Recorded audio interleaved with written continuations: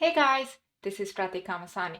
In my previous video, I showed how to create radial bar chart by using the Charticulator visual in Power BI on top 10 largest internet companies data. In the same example, I used narrative visual. In this video, I'm going to talk about how I created that narrative visual. Narrative visual is a preview visual. Just like any other Power BI preview features, it needs to be enabled in Power BI desktop. And the good thing about narrative visual is it gives context to the visuals you have on your page. And it's dynamic. So let's see how I created it.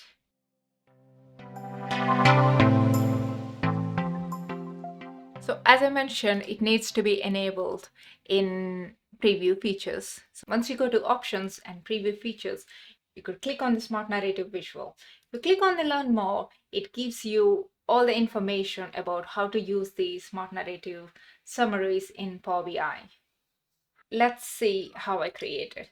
To begin with, I will duplicate this page.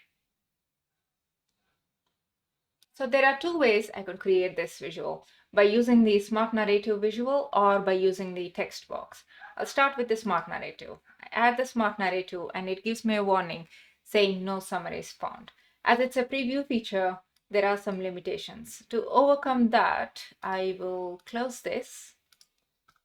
First, I would change my Charticulator visual into a table and then remove the columns that I'm not interested in. And this is the columns that I'm interested in, and I will add the visual again. It also shows the same warning again. Again, the table, because the table is not summarized, it cannot really give me any narrative. So now I change the visual into a bar chart, add the smart narrative.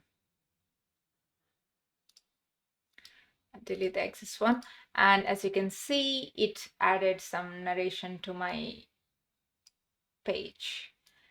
It gives pretty good insights, but it also gives me the insight that I'm not really interested in. So I go back to here, remove my fiscal year, and add smart narrative again. So now it gives me insight that I am really interested in. I'll change back this visual back to a table so I could see my data. At this stage, I'm pretty happy with the insights it has given me.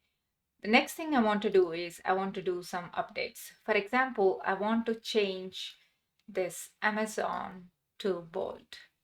So let's try that. And it doesn't really work. Okay, let me try to change the value 21 to bold or a different color. And I was just not able to select it. Maybe let me try it here.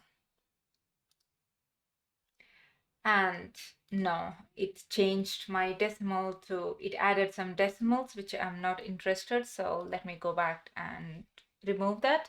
So it is great, but it doesn't give the same level of formatting that I really want. So this is when I would go for the other way, which is I go to insert and add a text box. In this example, I have small set of data. So I could see all the rows I have and I could start building my narrative visual.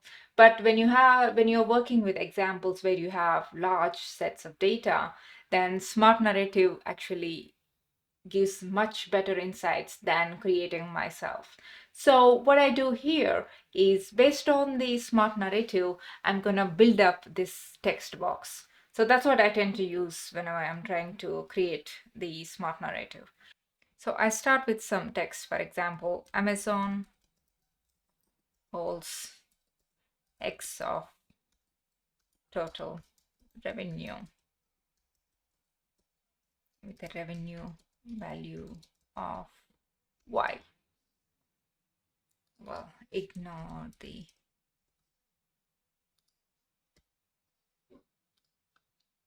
I want to replace X and Y. For X, I want to get this percentage, and for Y, I want to get 386. So let's try to get X value. So I could click on this and that gives me the question used to get that value. So the question is, so this is the question used to get that value, and the name of my value is V21.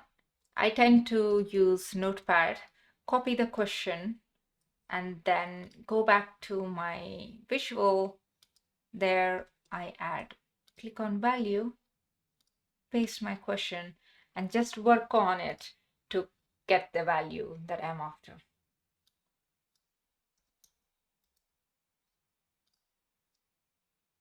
And once I'm happy with my result, I click save, then delete X. And now I want to replace the Y with the value 386. Again, I could go click on that value, see the question used to get that value. Go back to the text box, go to the place where I wanted to add value, click value, and then enter my question.